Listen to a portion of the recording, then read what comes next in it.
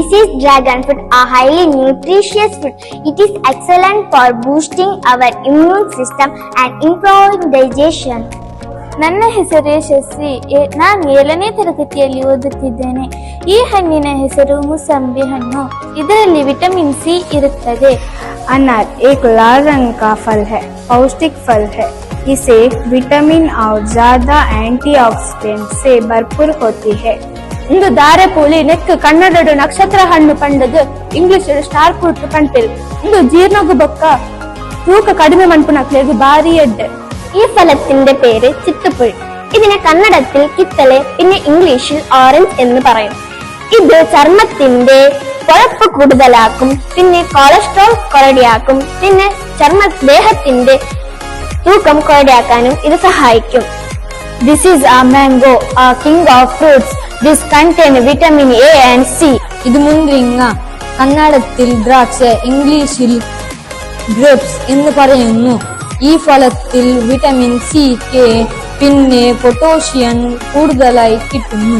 ಒಂದು ಪರಂಗಿಪಲಕಾಯಿ ಉಂದೇನು ಕನ್ನಡಡ್ ಅನನಾಸು English pineapple ಪಂಪೇರು ಇದೆಟ್ಟು ರೋಗ ನಿರೋಧಕ ಶಕ್ತಿ ಬುಕ್ಕ ವಿಟಮಿನ್ ಸಿ ಜಾಸ್ತಿ ಉಂಡು. This is rambutan, a sweet tropical fruit. It contains vitamin C.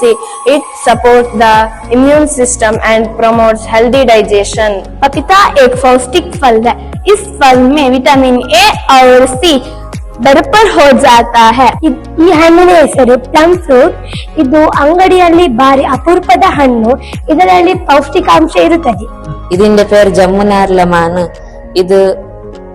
ഇതിനെ കന്നഡത്തിൽ ജമുനാർലം എന്ന് പറയുന്നു. ഇത് ഏകദേശം എല്ലാവരുടെ പുറയിൽ ആകുന്നു. केला एक पौष्टिक फल है, एक भरपूर फल है जिसके ढेरों स्वस्थ लाभ है.